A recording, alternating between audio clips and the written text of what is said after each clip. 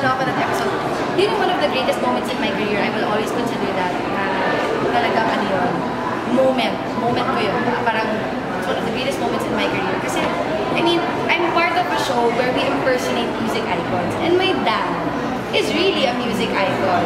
So, hindi complete yung show if hindi ko siya i-impersonate.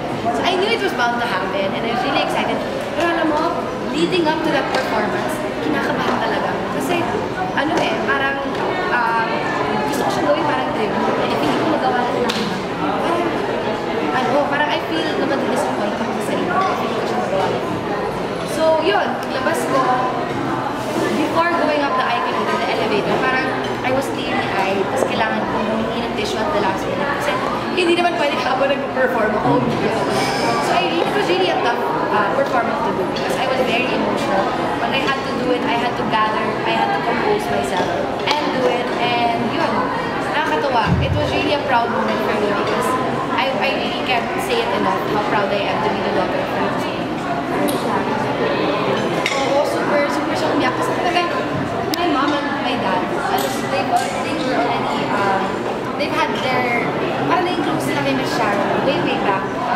So yun, and also Sir Gary, parang naging ano sa kanila, deja vu, and parang nag-flashback ako ng Netflix. And yun, ay, oo, very flattering and nakakatuwa na, kasi in this show, it's a reality show, diba? So wala kang matatago, lalabas yung tunay ng pagkatago. So, cheer pa rin! Ako kasi yung advocate ng mga taong natalunan, pero go, diba? Kasi ito parang, kung ano natin to, kung ihatulad natin to sa trials natin in life, para rin tong trial, pagsubok nitong Your Face Sounds Familiar, at kahit hindi na ka sa bottom, wala akong care. Masaya ako, exactly. And talagang tuwang-tuwa ko. I'm just happy to see them perform every week. Tapos ako rin nakaka-perform amongst these great performers. Like it's, ako for me, just being part of this show and getting to meet these people and getting to have those mga comments from Miss Sharon, Sir Jen, and Sir Gary.